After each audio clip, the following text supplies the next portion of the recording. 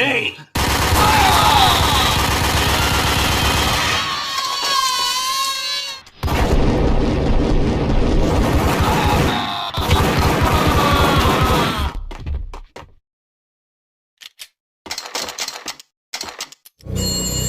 A beaten-up phone in the entrance hall was ringing.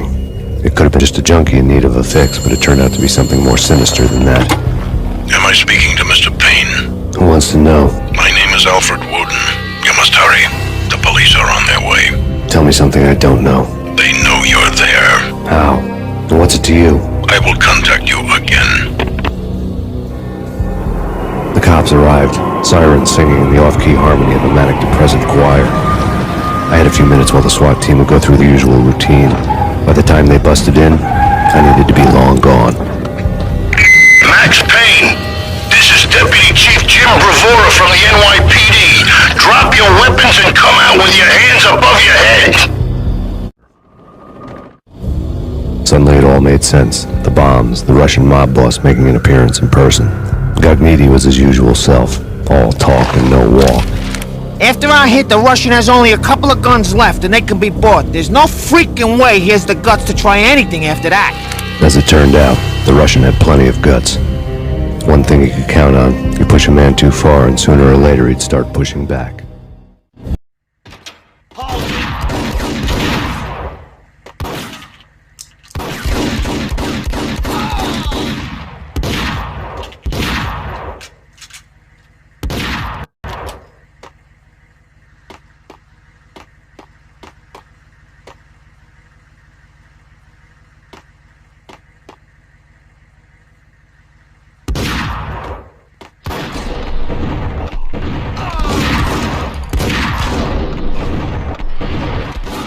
The bombs had destroyed all the stairs up to Lupino's office.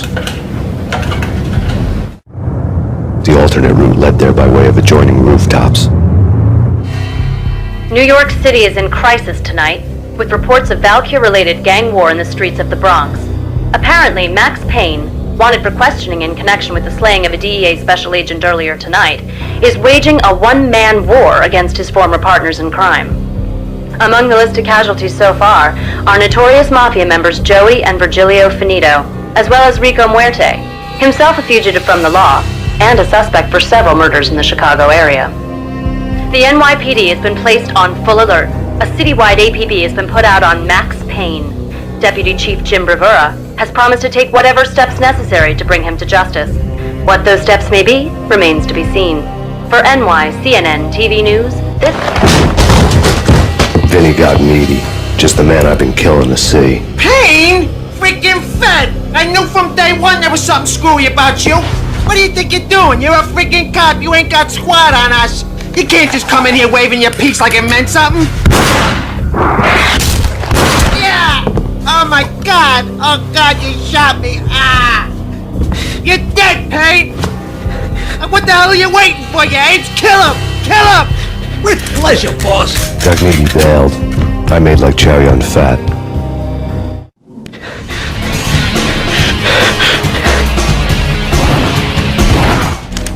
The letter was addressed to Don Punchinello, but Vinny had never had the nerve to finish it. Jack's gone voodoo. Just the other night, he shot Dino because he wanted to see what his brains looked like splattered on the wall. He's a freaking mad dog. We're running out of men and business fast. Gognidy had been living in mortal fear of his boss. Jack Lupino was a psycho. Vinny Gognidy was running scared. He could run, but with a bullet in his stomach like a broken bottle of Tabasco, he was quickly running out of time.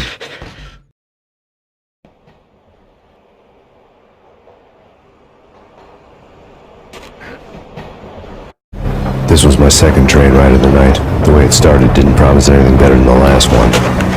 Freezing wind tearing at my face like sandpaper and razors, ice hard and slick under my hands and feet, and somewhere in the background the wail of sirens, the city howling after me. New York sped by in fast forward, dark rooftop water towers and a dead forest of antennas and chimneys, all a blur. When the train he was riding slowed down, Gognidy made his move.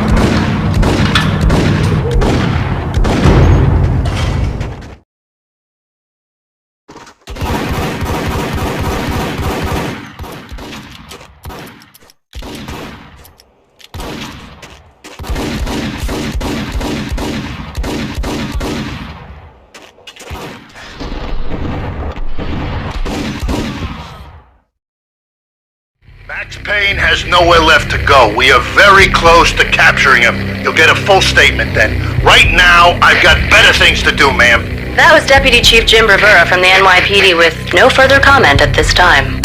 Apart from his suspicious food habits, I figured Bravura to be one of the good guys.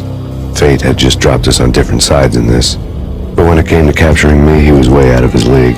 I had already ditched the cops a couple of rooftops back. For now.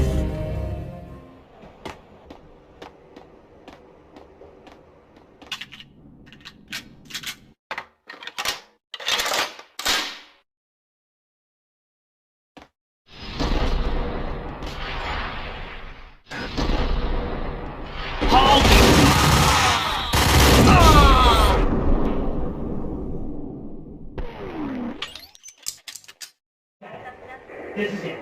Any moment now, Payne's gonna bust. Whack!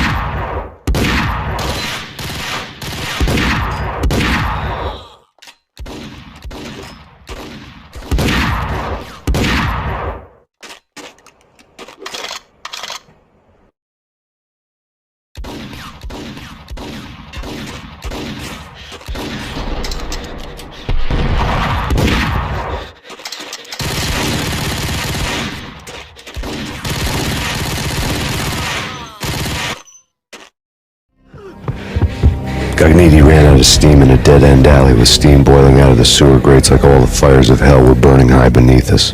It was shakedown time.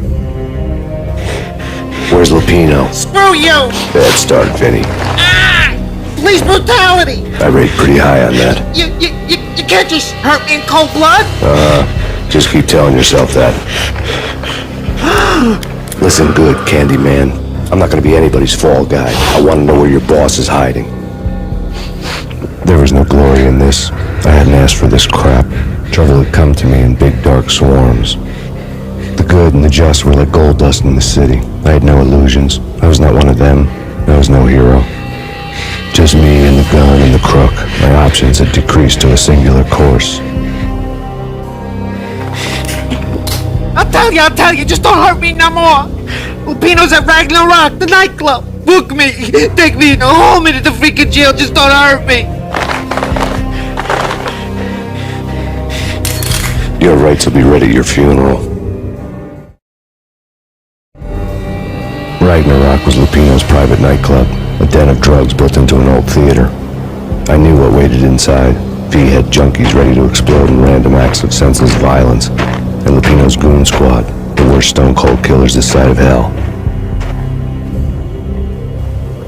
Ragnarok was as inviting as a headache, flickering and flashing to a machine gun beat. The belly of the nightclub was a gothic theme park that began with bondage games and led to the nasty stuff from there. As subtle with its dark message as a cop killer bullet through the heart, like father, like son, just like Jack Lupino.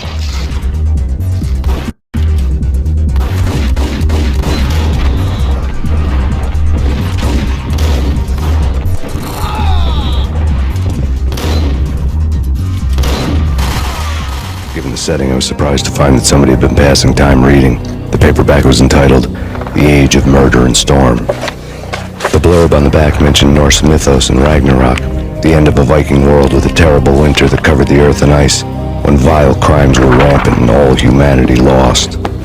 I could see how somebody impressionable might get it into their head that we were at the end of time. I was also beginning to see what the nightclub and its owner were all about.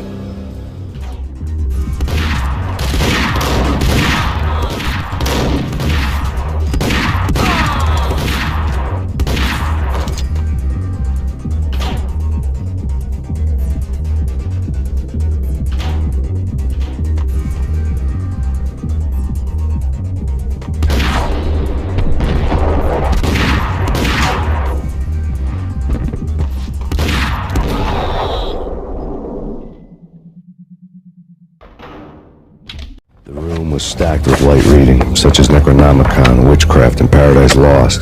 Old exotic titles like Malleus Maleficarum and Deum Rerum Reini Novum Portus. Books with pentagrams on their covers, all dealing with the occult and the infernal, lying between stacks of horror videos and a couple of Ouija boards. The only thing I could take seriously was the thought of Lupino taking it seriously. He had been spending a lot of time getting intimate with the guy downstairs. The backstage area led to Lupino's inner sanctum. The hot air inside was like an invisible wall, thick with incense and something else, a sickly sweet smell that made you gag. This was the rotten core of the Big Apple. Lupino lurked somewhere ahead, like a spider at the center of his web, waiting.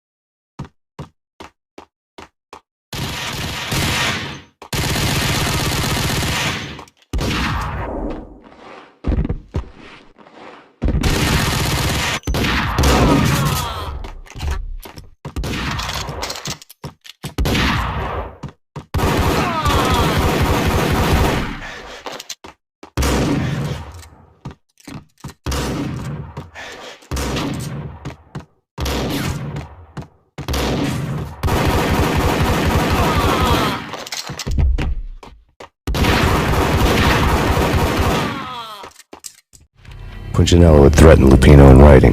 The note had been torn to pieces, bloody fingerprints all over them. Don't want you to think that one of my boys is not playing with a full deck. Shape up, Jack.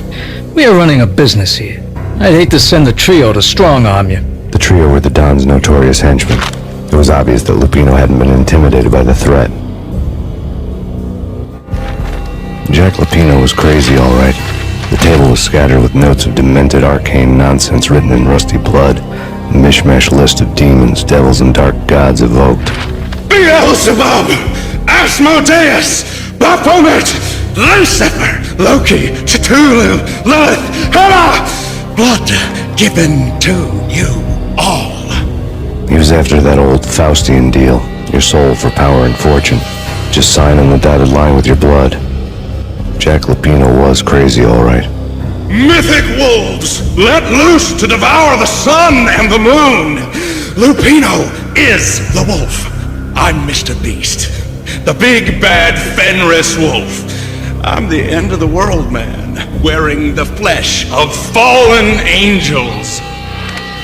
After Y2K, the end of the world had become a cliche. But who was I to talk?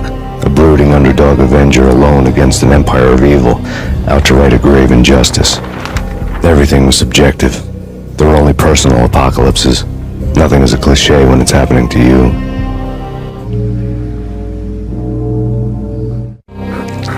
I had known there'd have to be a catch in it somewhere, and this one was the Empire State Building of catches. Lupino was pumped up and dying to go 15 rounds with a mutant alligator. And then he started this spooky monkey talk, straight from a bad dream. Mine. I have tasted the flesh of fallen angels. I've tasted the devil's green blood. It runs in my veins. I've seen beyond the world of skin, the architecture of blood and bow and arrow. Death is coming! She is coming, and hell follows with her. This is the twilight winter. I am ready to be her son. Her time is now, and all who stand in her way must die.